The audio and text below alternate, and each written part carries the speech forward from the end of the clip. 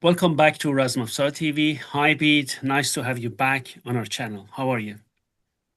I'm good. It's nice to see you again. I'm Very looking good. forward to whatever we're going to be watching today. Thank you very much. Today we are going to the beautiful city of Isfahan, especially in Maidan Shah, and then we go to Chehel Sotun, 40 columns palace, and see all those wall paintings, huge wall paintings. These wall paintings we just were talking before we started, the smaller versions, like in the books, are called miniatures in English. In Persian, they're called negargari. Negargari is a negar. Gari is a painting, but it's a special type of painting. Like نقاشی قهوه‌خانه. قهوه‌خانه means coffee house, later changed to tea house painting. And I say that because Dr. Panjabashi, head of art university of the famed Al Zahra University, explained to me miniature is a misnomer, as you were explaining, because in Persian it's called negargari. And she said she really dislikes that when Persian speakers use in Persian as a loan word miniature, and she doesn't like it, and she corrects them. In Persian, we have a term for it, historical term, negargari, because it's a special term of painting. And Professor Panjabashi is a painter herself, head of art university of the famed elite university Al Zahra in Tehran, and she is also okay. Her area is paintings, different types of painting, and this is called Negargeri. And she said, when you go to Chehel Sotun, they are depicted as large as we are. It is also Negargeri, but it's that small is also Negargeri. If it's that small, it's also Mm. Negargeri. Has nothing to do with the size.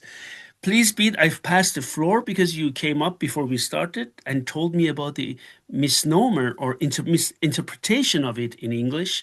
Please, I give you the floor. So explain to our viewers why miniature was misunderstood or misperception or misnomer, if I want to call it. Go ahead, please, Pete. Okay, well, this is not an original idea by me. I was watching a YouTube short, by I think Azerbaijani Persian young man who's living in America, I think at the moment, and he said, "Well, I always thought it meant small painting because miniature means small now." And he said, but the actual origin of the word was from a Latin term for illustrations in books, which related to red lead based paint because they use red lines to do the drawings with. And that's minium. Minium, I think, is what they call, what you call red lead in Latin. And so miniature is actually comes from a book illustration done with this red lead. And then, because book illustrations are small compared to big paintings, the word miniature became to refer to small paintings. But the original word, and I trust his research on this because it sounds very plausible. I haven't looked it up myself yet, but I'm going to because I find it really interesting.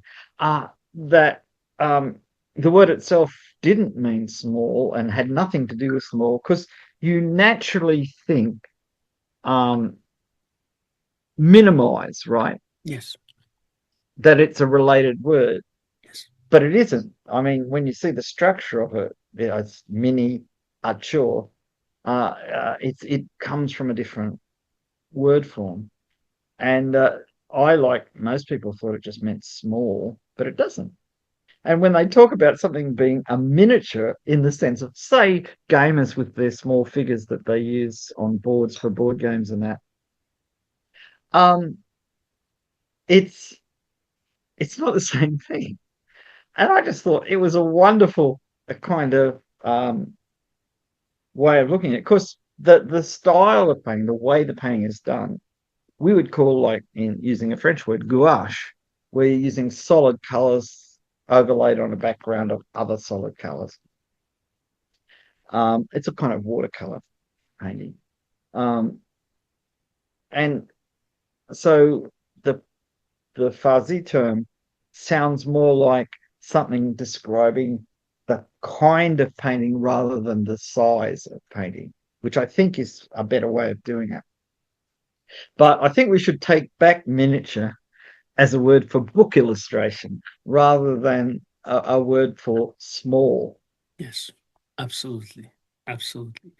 So let us just back then when I went to Isfahan with my late father with our family, I took pictures there and I integrated them. So we are going to discuss about them. Some of them in Chehel Sotun are here, and we are going to then discuss and see what we can do about them. Can you see that, please? Yeah, I can see that. Oh, yes. Yeah, that's good. So we will start with the first one, Chaldaran battle, as we say in Persian Chaldaran, Shah Ismail and Sultan Selim. So let us go there. So it was the Battle of Chaldaran. We know that in Chehel Sotun Palace, Yeah. means palace of 40 columns, right? And it was commissioned by Shah, it is painting, right? Because they're from different periods, right? One has to say. Yeah. This one was commissioned by Shah Abbas II, right, who ruled from 1642 to 1662 to adorn the reception halls. So this one, we can see that, right? And this is the one. Beat, this is Wow. huge. This is unbelievable. Look at the, This is, yeah. I mean, just look I at it. mean, the weird thing is that the way they've done the pilasters and the parts of the dome and that around it is almost identical to what you would do in a painting in a book, where you would have the sides of the painting done with decorative stuff. That's not without even looking at the painting itself. I'm thinking, how tall is it? Looks like they're almost life size. Yeah, life size. Yes, they are. So this is huge. Huge. Yes, huge. Really huge and interesting. Later on in the next video, I need to say that there are also different interpretations of this wall painting. Other painters made miniatures or paintings of that. Now I said miniatures, negargari, but you know what I mean in English. Yeah. They made the painting of that and published it in different books. Later on, we are going to compare them because basically it's the Mhm. same but with some difference, different interpretations. Very wonderful. This is a wonderful thing to see that. So, but that's the original one which was painted. Let us go Mhm. through them one by one. This is Shah Ismail. You see that, Pete? Yeah, yeah. He's wearing a Taj in his turban to show his Yes. uh, Safavi. Um, Yes. it's interesting. His horse has a brand on it. Ah, yeah, I see that. This one, right? Yeah, so it's like a Tagma Mongol style of brand, which is a symbol of a group or a tribe or something like that. The other thing, his horse has its lower body and legs dyed with henna, Yes. Yes. which was considered to be good for the health of the horse. They made it look beautiful. Look at the way they made it intricately Pete, lined around the tops. interestingly, when I wrote with a Russian colleague from engineering and artillery engineering museum, St. Petersburg, with Andrew or Andrei, I wrote about another wall painting from Yerevan battle where Fatali Shah and Abbas Mirza took part in it. Also, Hmm. huge wall painting, which is in the National Museum of Iran, as big as this one, a bit smaller. And the horses of Fatali Shah and Abbas Mirza have the same henna, the same thing. Yeah, yeah. Very I interesting. think it was used into India as well because it was supposed to keep the horse cool in hot weather. Um, but it's really interesting because you don't see it that often, but it No. is so distinctive when you do see it. The thing that's interesting about Shah Ismail is his look at how he's holding his shield up to protect him, but leaning right forward. I've gone off screen, leaning right forward to deliver that sword blow, which the unfortunate person who's wearing charina Yes. is split down to the waist. An unlikely thing to happen in reality, but well, uh, it's a pain. The other thing is where you see shields, often they have six bosses like you would normally see in a Persian shield. You can't always tell whether they're meant to be Persian. I mean, I'm assuming that the figure moving from right to left at the top of this section of the painting is meant to be Sultan Selim. Yes, that one Uh, is Sultan Selim. We're going to look at him later on. yeah, yeah. Please take a look Um, at this guy, Pete. Overhand stab with the short spear javelin. Look at this. And he's defending yeah, with his shield. And he cuts yeah. down another Ottoman. And this is showing like both sides of the horse's neck. I mean, he's defending on one side of the horse's neck, he's Yes, attacking on the other side. yes. Um, his his legs are very bent. He's not standing up in his saddle to do a big downward strike, or maybe he did, and at the finish of it, he's sitting down in the saddle. Uh, it like it's not a photograph, and we haven't seen the movie where he's Yes. doing the bits before. But you can see that to a person of the time looking at this, they would know exactly what he'd just done because would be a standard way of fighting. Yes. Um, it's interesting. I'm looking at all the details here. Uh, the the infantry in front of Sultan Selim apparently janissaries carrying big battle axes, which Yes, was Janissaries. normal. Yeah. Yeah, you would have people carrying tabars in front of somebody important, military importance. So that's quite normal. Um, the It's interesting that the I'm looking at the people behind, that is to the left of Shah Ismail, mostly have kind of like a short um, uh, column on the top of the hat. So what they're wearing, if they're not wearing helmets, is they've got a felt hat which is shaped like a dome with a batten coming out of the top of it, and it was normally 12 pleats around it, or impressions to make a reference to the 12 Shia imams. Yes. These ones are quite short. His is more, they're normally quite tall. His is more normal. I was reading something from an Italian who visited his court before Chaldiran, and he said that they would wear this Taj like in a hat to wrap their turbans around during the day, and it was usually red, but it could be other colors, particularly if you're the Shah. Um, but at night they would wear another hat which was considerably smaller under their turban called a Haidari after Sheikh Haidar. Yes. Um, I'm sometimes I get mixed up which is which. I know that the tall one, but I think even the short ones here are tall. Yes. See, the advantage of a turban, which has been noted by people in the 19th century, is that all that wrapping of cloth is really hard to cut through, Yeah, absolutely. and it's quite resilient. It is. So if you get hit on the head with a sword, there's a good chance you won't be cut and you won't get a concussion as well. Yes. I mean, it's the equivalent of a modern riding helmet in one way, in that if you fall off your horse, one of the worst things happens when you fall off a horse is you hit your head, and apparently this is a good way of keeping yourself safe. I noticed the one of the janissary like people Mhm. has the skirts of his robe tucked up into his belt so he won't get his legs tangled up when he runs. Yes. The other thing that's interesting is Shah Ismail. You can see the inside of his shield. You can see he's got a red cushion in there for his fist, Yes. Here, let me because show to our that's one viewers. of the real problems. I mean, the shields are excellent, whether they're metal, whether they're Kalkan cane shields, whether they're um, hardened leather. It doesn't matter. They're really effective, but Yes. you need some kind of protection for your knuckles, because Yes. when somebody hits your shield with a sword, or worse, a mace, Yeah. you do not want your hand to be broken. You want some kind of protection. I suppose I should switch to something I know something about as opposed to things so Let me see if kind I of have a just. close up of that one. Yeah. Oh yeah, Now you can go more, we can go more into detail, Beat. yeah, yeah. You can see the. Yeah. I think I'm just trying to work out. he's shown wearing bazuban, but without back of the hand protection, which I think might have been fairly common.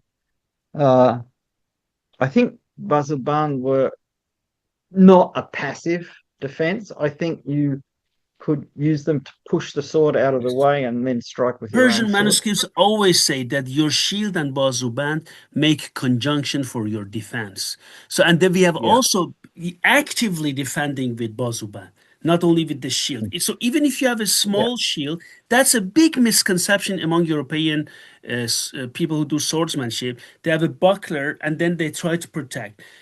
Even if you have a small shield, it's always with the bazuband, or most of the time. So you have, they call it Yeah. Yeah. arch, they call it mushroom. So you see, so Yeah. it's like this But yeah, now. like the shield on the top. Mushroom, yeah. Because the bazuban also covers that Yes. delicate part of your elbow. Yes. And sometimes it cups it and sometimes it's fairly Yes. straight. But Yes. it's a really good defense of your elbow. Yes. Um, yeah, I and What happened sometimes here, Bede? What happened here? What is this? Is a this is a crack in crack the wall. Yeah. in the wall, Yeah. probably an earthquake. I mean, Yeah. consider how old this is. Yeah, it's I true. mean, Yeah, uh, right. I think it's interesting. See, the fashion among both Persians and to some extent Ottomans is big mustaches. It's very And big. Yes. I think this is more of Abbas the second and Abbas the first period. That's when big mustaches became very popular without beards. I'm trying to remember what the ambassadors said when they visited Shah Abbas. I think they commented that, so not Shah, yeah, Shah Abbas.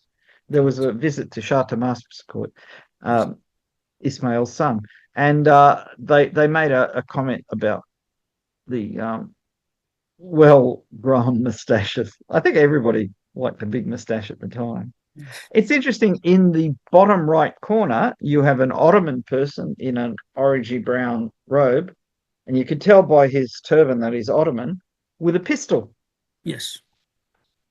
um, which, in fact, I'm not really sure. It's possible that the person being cut in half from the top of his head down to his waist also may have a pistol hanging off his waist on his right side there. I'm not sure about that. No. These are huge paintings, but I'm not there. I'm looking at a photograph. What strikes me too is, remember when you showed me the pictures from an Iranian museum where there were two quivers from Yeah.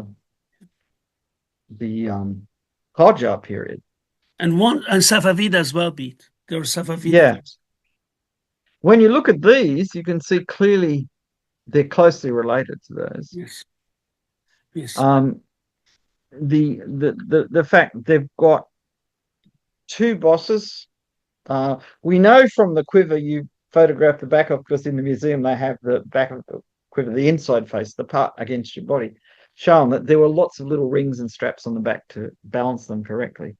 But always those two bosses, though there's one without only one. But if you look to the person directly behind him, Mhm. he's got a dark brownish black quiver, but it's got gold crossed straps. So Mhm. this is this early, well, mid 1600s, mid to late, say the This one. third This. quarter of this. Yeah, Excuse me. Let me just show. Why is it this one? Yes. yeah, that's the one. Yes. Um, that suggests to me, see, cross straps on quivers turn up in Tibet and Qing China, but later. And I wonder if this is a fashion that started in Iran and moved east.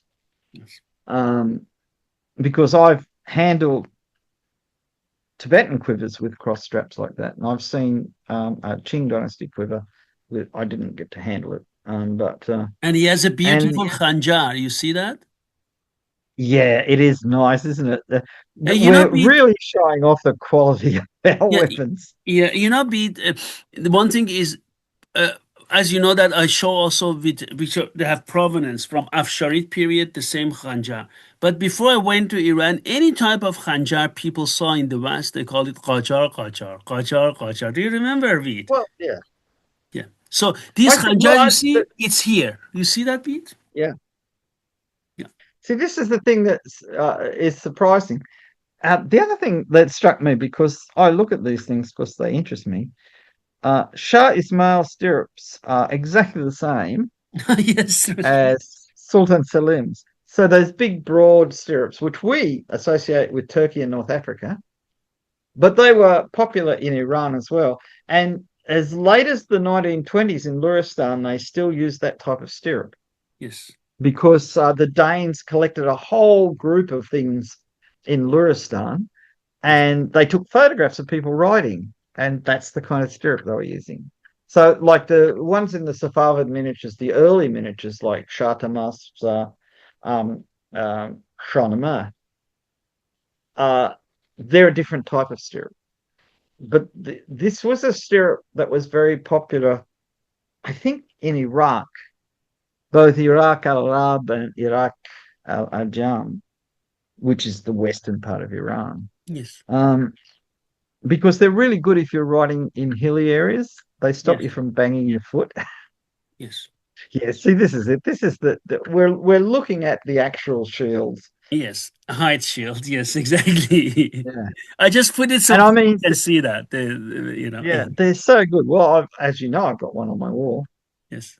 Um, Mine's from India, I'm almost certain. But the differences are very small, Yes. in the sense that they worked out a really good design for hide shields, and it's spread everywhere. Ev- And it's hard to say whether. Um, See, I've never seen any evidence, but it's possible that they exported, say, rhino hides or something from India to Iran so that they can make shields. They definitely exported high quality reeds from Gujarat for making arrows. So Beat. the possibility of that is quite Beat. Look at reasonable. these. What he's wearing. You see that these small rings there? Yeah, it looks like a very fine male coat, doesn't it? Exactly. That's what I just. If you see it closely, you see all this silverish Yeah, metal, and you and see it yeah, it's glittering. It's like the coat of mail in Lord of the Rings. the. I mean, well, I mean, this is kind of magic in its own way. Yes.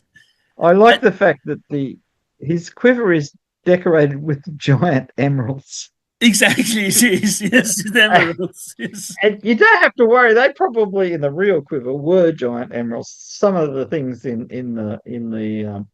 Tehran from the Shah's treasury tend to suggest that what it looks like in the paintings is what it was like in real life. Yes. Though in real life, sometimes they're even more elaborate than the paintings. These are the Oh, isn't that these are beautiful? the bazu bands, these ones, which are attributed to Shah Ismail Safavid. We have also from Nasiruddin Shah Qajar descriptions of them that they came down to Nasiruddin Shah from Shah Ismail. Now forget Yeah, it these would. mittens, forget these mittens. I just put it here to compare to this, right? You see that bit? Yeah. Exactly. See, interesting. You can see that the top of the buzzer bun is protecting the elbow. It curves around a little bit. A lot of ones that were made in the late Qajar period that were exported to Europe or taken back as souvenirs to Europe they're fairly straight. Yes. And if you go through Strain's glossary and that, they tend to suggest that the ones that curve over the elbow are actually from India, but they're not necessarily because here's an early pair and they quite clearly protect the elbow. I Yes. mean, the straight ones are good. I Yes. mean, they're very easy to wear, but I think these ones, if there was a lot of heavy close-in fighting, I think these ones are better. Yes. And I just want to share something more. Pete, do you see that spatulated quillins here? Yeah. Like this ones. You see that? Long. See, that's really interesting because spatulate quillons like that are really quite popular in the 15th, 16th century. Yes. And this is the 17th century, Yes. even though they're depicting something from the 16th century. Yes. But they've obviously come back. Yes. The kind of because quillons serve a basic purpose, and whether they're spatulate or they've got knobs on Yes. them or whatever, that's decorative. Yeah. This one is They just Shah how Abbas the wide the first. Shah Abbas the first yeah. Shamshir, one of his swords in the military Oh museum of wow. Tehran. Yeah. That's that one. I just put it here to compare it to the sword depicted here. Yeah, I'm wondering whether that's got a Carabella hilt. See the Oh, pommel yeah. sticking out? Looks more like a Carabella hilt. If you're That going was to popular. see Carabella in other paintings as well, Beat.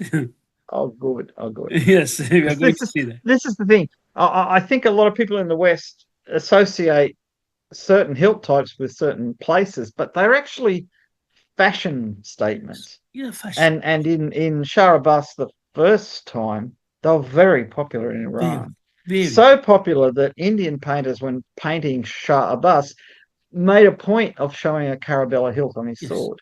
absolutely. It's very beautiful, huh? Let me just Oh, go it's, ahead, it's Beat. I just put here, just for those of you, because he's wearing a mail armor and a char aine. This guy, he's yeah. behind, riding behind Shah Ismail. And I put a char aine. This char aine is also attributed to Shah Ismail in Military Museum of Tehran, made of patterned crucible steel. And this Mhm. guy is wearing it. You see that beat? Interesting, huh? It's amazing. Yeah. And I put also He's helmet made of patterned crucible steel, gilded here. mm. I put it here just people can see that. So you See, can it's interesting. compare You can see miniatures to this. yeah, you Excuse me. can Go ahead. see the nasal on his helmet poking out Yes, underneath the little wrap around it. yes. I'll show it And for our viewers. Here, yeah, here, yeah, yeah, and he's got an eye grid, he's got a feather coming out. yeah. He's clearly very high status because you don't get to wear all those things unless you're important. How long do And you it need to costs a lot. grow such a mustache is beyond me. I yeah, I don't know. My mustache gets if it gets that long, it starts to get really curly and bushy, and so that's why I always keep it short. Um, it's the same with my beard. I tried to grow my beard long once, and I look like Santa Claus. So I mean, it's bad when kids keep coming. Oh, look at Santa Claus. No, that's not good. But, yeah, I envy people who grow long, straight mustaches. It's a talent. Yeah. But everything in this is so carefully shown. Yeah, they Um, depict the weapons very well, right, Pete?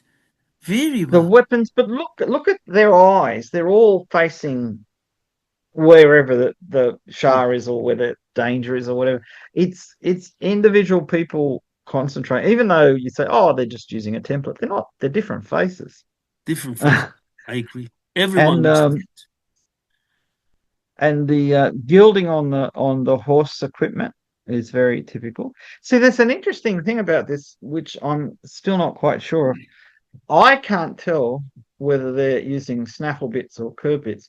This looks like a snaffle. It's got a noseband, which is typical of snaffles, and it doesn't have any branches on the bit, which is typical of snaffles. Usually, it's just a ring, or in this case, a disc. I mean, I've got a Central Asian bridle that is put together exactly like that. Yeah, Um, yeah, but the breast strap is also covered in gold pieces. yeah. This is not that unusual. Certainly in Turkish collections, there's a lot of horse gear that's completely covered with gilded silver pieces. Because this is before really accurate rifles. So you could look good and you weren't really worried that somebody 1,000 yards away is going to shoot you. I mean, the First World War is when officers stopped wearing swords because anyone wearing a sword got shot by a sniper because, oh, he's an officer, we'll get rid of him. Um, but back in these days, somebody could maybe hit you accurately with an arrow from maybe 200 meters, 200, yes. but your chances of actually being killed by that arrow at that distance were fairly low. I mean, it'd be really scary, and it'd Scary. probably just bounce off your armor. Yes, But absolutely. but in the say the First World War, if you were well dressed like that, you were just making yourself a target. Yes. But in these days, you were saying, "Come and get me. I'm really tough." Yes. And he's yeah, let me see. What is he wearing? He's having a naze, right? Yeah, he's Yeah, yeah, that looks like a spear. yeah. And See, this is right near where the damage was, so it's possible that bits of his equipment yeah, have been overpainted in a unfortunately, repair. unfortunately. But still, And I mean, here the khanjar we talked about tucked in his belt. Look at the handle. yeah, Look at this historical one. yeah. Isn't it amazing how long this style survived? And because it was very practical. Yes. I mean, in And close look at the fighting. color, possibly indicating walrus ivory as well, right? Oh yeah, Yeah. I saw some artificial ivory online because I was looking for some to incorporate into some uh, pieces I'm making, and I don't want to use real ivory because we don't have enough elephants or walruses to waste them on my work. Um, and there's some now that have patterns in them that's not quite walrus ivory, not quite elephant ivory, but it has that pattern in the white that looks a bit like real thing. They're acrylic What is the name of things. it? Then a knife maker from Canary Island made a knife for me, and he used Mhm. this artificial ivory in that. He uses, I Well, forgot the name. there's several different companies that make them. They're basically a resin that has patterns built into it through the way they mix Ah, it together. yes. And the ones that are designed for making pool cues, like the ends of pool cues and things, because they used to make them out of real ivory, they're designed for high temperature work. So you can grind them and they don't get soft and melt or anything. Oh, And this is why I want to get some because, well, thumb rings. I mean, I'm making some thumb rings at the moment out of an artificial ivory. I don't know how well they're going to turn out, but it's you could imagine if you're a knife maker and you wanted to make something like this, well, you don't want to go out and kill an elephant for it. of But if course. they make a perfectly good substitute for it, Yes. which is, you can, if you've got a knife like that, if you want to transport it between countries, you've got to get a CITES certificate saying it's definitely before the prohibition Yes. on ivory, Yes. which costs money, and but you would do that if it's important. Um, so it's a lot of paperwork, but if it's plastic, it might look exactly like ivory, but you could tell the difference because it would be Yes, you can. lighter. You Because can tell. ivory is dramatically heavy. Yes. Because it's a tooth. Even walrus ivory is it's just as heavy. I Heavy. don't know. I've never seen relative densities, but I've held walrus ivory objects. I They're think I heavy. might have a walrus ivory thumb ring actually, um, Yes, they're heavy. and that's probably late Safavid. I'm not really Yes. sure. Uh, some of the thumb rings I have that come from Iran are old ones. Clearly, there was a big size difference in people Yes. because they were for people with really big hands. Some of them, not all of them. Others I can just wear and shoot with, like Yes. 17th century ones that fit me perfectly. But there are a few for people with, they must have had massive bodies. See, one of the things that we forget because, we see, oh, he's using a sword, he's using a bow. If you can draw a 150-pound bow, when you hit someone with a sword, if you've also been trained how to use a sword, you're going to do a lot more damage than the average person. Absolutely. Absolutely. Because, it's not No, necessarily that's you using exactly this. very good point you're mentioning that. And I think, we were discussing it also with Usman some days ago. Guys, forget to that this game of tags we play in fencing, they Mhm. fought for killing. And this is a different thing than to have a, you know what I mean? Absolutely. Yeah. I fully agree. This is a different Well, purpose. there's somebody commented about English longbowmen. Now, remember, they're shooting as heavy bows as Persians. That when they ran out of arrows, they picked up mauls, which is a kind of hammer on a long stick, often with a lead head, and used those as weapons. Could you imagine a guy who can pull a 150-pound bow hitting you with a lead weighted stick? You could be wearing armor, but you'd still be concussed. Absolutely. So our problem, I think, is that we look at um, people like Longbow and that and think of peasant levies. That is, people where a knight or somebody went to his villages and said, I need 10 men to carry spears and do this. Whereas archers were professional warriors. I mean, that was their job.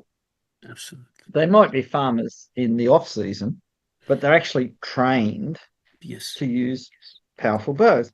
Bede, And in Iran, same thing. look at the face of this guy. What does he have in his face?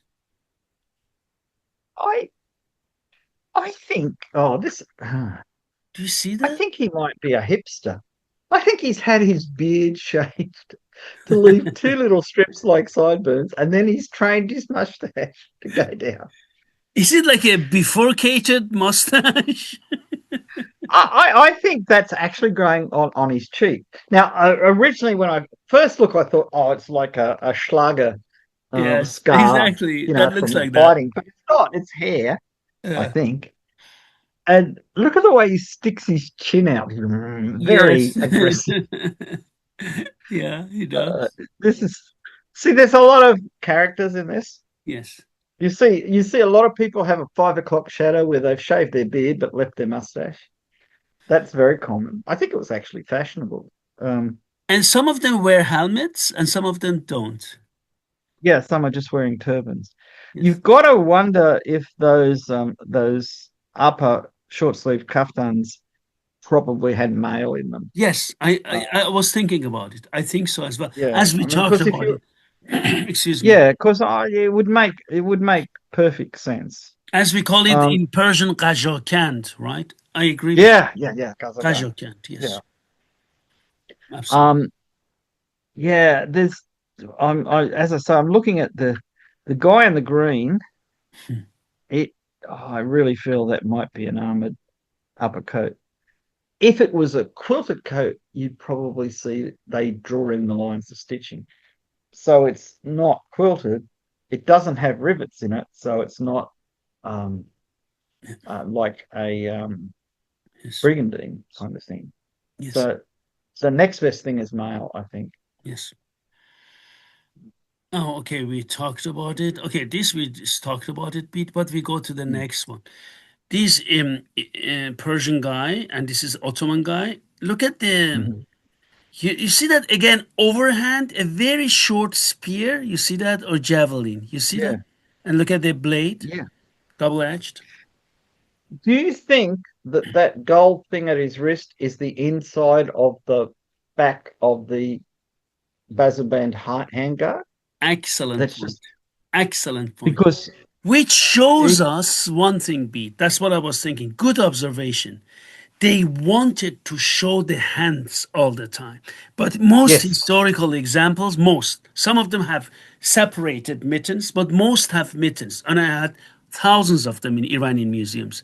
Exactly good point. It means they always want to show the hand for some reason. yeah, because his actual he appears to be wearing mail, which is slightly rust Yes, coloured, yes, char yes, his coat under the mail, which can't see very well, except on his legs, is a yes, paler colour, yes, but there's no indication of gold lining on his clothes. So I would say that's a cloth of gold inside the mitten on the bazuban, and he absolutely. hasn't got the thumb loop or the middle finger loop on. I didn't mean to make a rude sign then. Um, as typical in Persian paintings, every horse has its own expression. They really like their horses. There's no doubt about it. Uh, They have such narrow faces, right? well, yeah, this is that kind of I think we call it in English Pers Arabian breed. That this is a taller horse, but mainly Arabian looking, but it's a bit taller than full-blooded Arabian. Uh, Probably crossbred between Turkmen horses and Arabian horses to get a slightly bigger horse. The main reason for getting bigger horses in Iran, as far as I could tell, is to get longer legs so they ran faster. Yes. Whereas the main reason for getting bigger horses in Europe was to get more bulk so that they could push people open. Pardon me.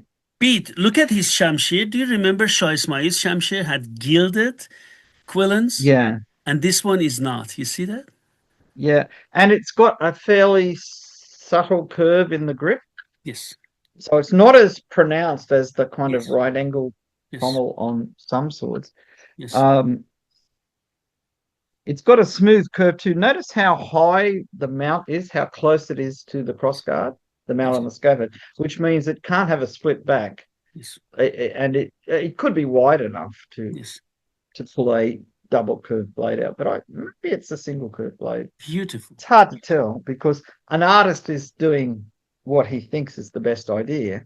Yes. He's not tracing it out from a real sword. One So thing it is just clear. depends. Also, I think he's China, as we discussed different types. This one looks like hinged one. There are three Yeah, different yeah, types. because there's no straps. Yes, Yeah. yes, I mean, there's a lot of discussion among people who study armor about when fully effective char iron came into use. And a lot of people suggest that it's late 18th century, early 19th century, but this is clearly 17th century. yeah, clearly. And I mean, it hasn't been retouched or anything because everything else is, what No, you'd no, really it's expect to original. see. Yeah, yeah. Yeah.